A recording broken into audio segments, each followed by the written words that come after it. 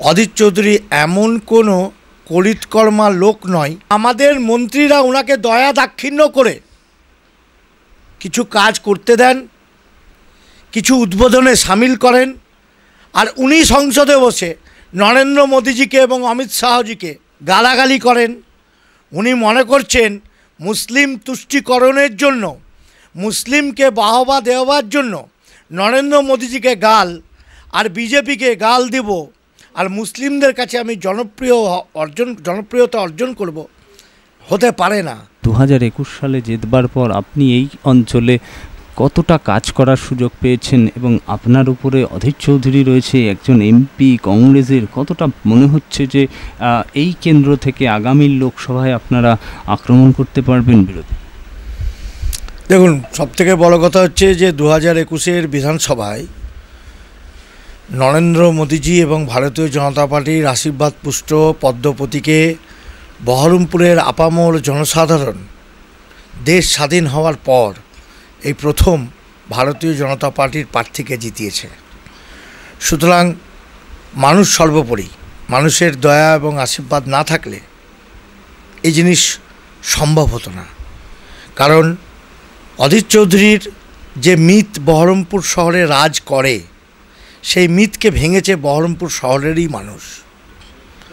সুতরাং অধীর চৌধুরী এমন কোনো করিতকর্মা লোক নয়। 5 বারের সাংসদ হয়েছেন উনি ঠিকই, কিন্তু বহরমপুর লোকসভা যে 7টা বিধানসভা, সেই 7টা বিধানসভায় ওনার সেরকম ধরনের কোনো কাজ সাধারণ মানুষ পায়নি। হ্যাঁ, পেয়েছিল তখন যখন ওনার হাতে 7টা মিউনিসিপ্যালিটি ছিল, জেলা পরিষদ ছিল, বিভিন্ন পঞ্চায়েত সমিতি ছিল এবং অধিকাংশ গ্রাম পঞ্চায়েত ওনার হাতে ছিল। তাদেরকে দিয়ে বিভিন্ন উন্নয়নমূলক কাজ তখন হয়েছিল। বিগত 2013 সালের পর থেকে অধীর চৌধুরীর দ্বারা মানুষ উপকৃত হয়েছে এরকম কিছু কাজ আমার জানা নেই। আমাদের কেন্দ্রীয় সরকারের যেসব জনমুখী প্রকল্প, সেগুলিকে মাঝে মধ্যে উনি হায়ার করে নেন।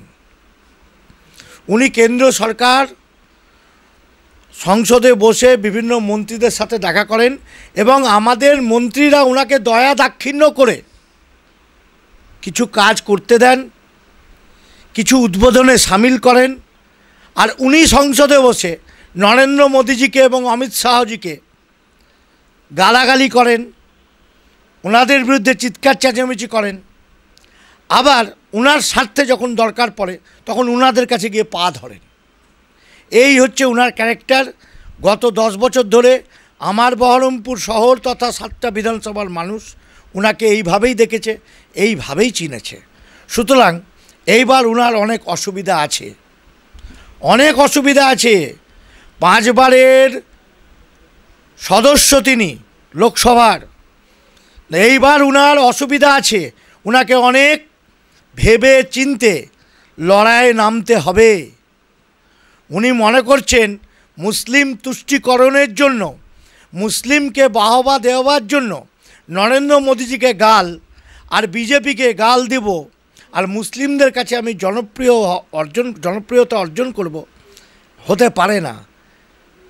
পারে না। হিন্দু এবং মুসলমান উভয়ের ভোটই তাকে পেতে হবে। হিন্দুরা কিন্তু সজাগ হচ্ছে, হিন্দুরা সচেতন। সুতরাং ওনাকে বুঝতে হবে উনি যে 5 বারের সংসদ হয়েছেন শুধু মুসলিম ভোটে হননি।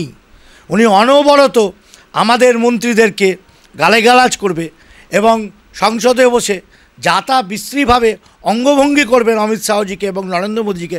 এটা এই 7টা বিধানসভার মানুষ মেনে নেবে না। এবার সামনেই লোকসভা নির্বাচন আসছে 2024-এ।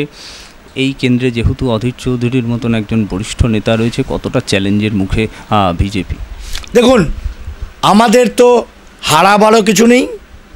তো আমরা এই 7টা বিধানসভায় আপনাকে আগেই বলেছি যে অবস্থার মধ্যে দিয়ে আছে, কেন্দ্রীয় সরকার যদি সত্যি মনে করে যে আমরা অধীর চৌধুরীর বিরুদ্ধে লড়ব, আমি কেন্দ্রীয় সরকারের কেন্দ্রীয় নেতৃত্বকে বলছি, কেন্দ্রীয় সরকার নয়, কেন্দ্রীয় নেতৃত্বকে বলছি, কেন্দ্রীয় নেতৃত্ব যদি মনে করে যে আমরা অধীর চৌধুরীর বিরুদ্ধে লড়ব, তাহলে আমরা আমাদের জীবন দিয়ে এই সিটটা আমরা লড়ব।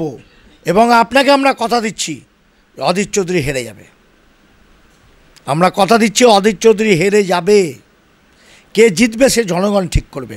আপনিও বলতে পারবেন না, আমিও বলতে পারবো না, কারণ ভোট দেবে জনগণ। জনগণ যাকে জেতাবে সেটাই হবে।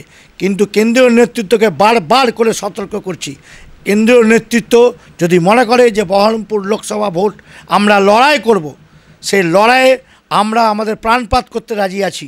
কিন্তু কেন্দ্রীয় নেতৃত্বকে ভাবতে হবে যে হ্যাঁ অধীর চৌধুরীকে হারাবো, তাহলে অধীর চৌধুরীকে হারানো সম্ভব হবে।